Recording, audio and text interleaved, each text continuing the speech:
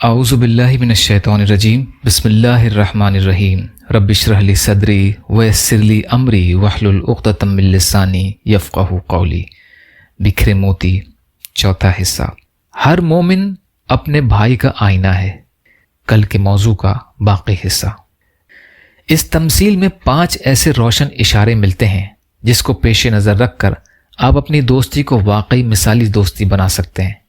پہلا، آئینہ آپ کے داغ دھبے اسی وقت ظاہر کرتا ہے جب آپ اپنے داغ دھبے دیکھنے کے ارادے سے اس کے سامنے جا کھڑے ہوتے ہیں، ورنہ وہ بھی مکمل خاموشی اختیار کر لیتا ہے۔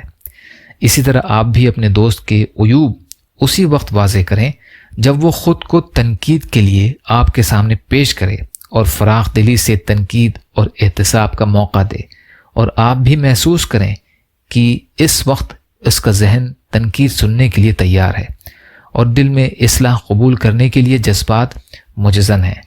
اور اگر آپ یہ کیفیت نہ پائیں تو حکمت کے ساتھ اپنی بات کو کسی اور موقع کے لیے اٹھا رکھیں اور خاموشی اختیار کریں، اور اس کی غیر موجودگی میں تو اس قدر احتیاط کریں کہ آپ کی زبان پر کوئی ایسا لفظ بھی نہ آئے جس سے اس کے کسی عیب کی طرف اشارہ ہوتا ہو، اس لیے کہ یہ غیبت ہے، اور غیبت سے دل جڑتے نہیں ہیں بلکہ ٹوٹتے ہیں۔ دوسرا، آئینہ چہرے کے انہی داغ دھبوں کی صحیح تصویر پیش کرتا ہے جو فی الواقع چہرے پر موجود ہوتے ہیں۔ وہ نہ کم بتاتا ہے اور نہ وہ ان کی تعداد بڑھا کر پیش کرتا ہے۔ پھر وہ چہرے کے صرف انہی عیبوں کو نمایاں کرتا ہے جو اس کے سامنے آتے ہیں۔ وہ چھپے ہوئے عیبوں کا تجسس نہیں کرتا اور نہ کریت کر عیبوں کی کوئی خیالی تصویر پیش کرتا ہے۔ اسی طرح آپ بھی اپنے دوست کے عیبوں کو بے کم و کاست بیان کریں، نہ تو بیجا مروت اور خوشامد میں عیوب چھپائیں، اور نہ اپنی خطابت اور زور بیان سے اس میں اضافہ کریں، اور پھر صرف وہی عیوب بیان کریں جو عام زندگی سے آپ کے سامنے آئیں۔ تجسس اور ٹو میں نہ لگیں۔ پوشیدہ عیبوں کو کریدنا کوئی اخلاقی خدمت نہیں بلکہ ایک تباہ کن اور اخلاق سوز عیب ہے۔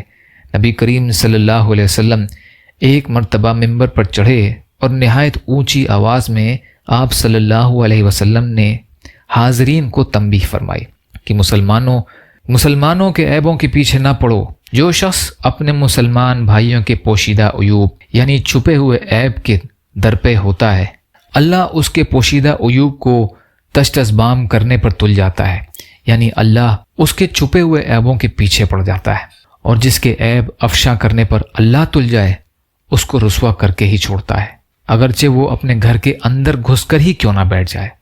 ترمذی کی روایت ہے یہ۔ اس موضوع کا باقی حصہ انشاءاللہ کل کی ریکارڈنگ میں۔ یا اللہ ہم سب کو کہنے سننے سے زیادہ عمل کی توفیق عطا فرما۔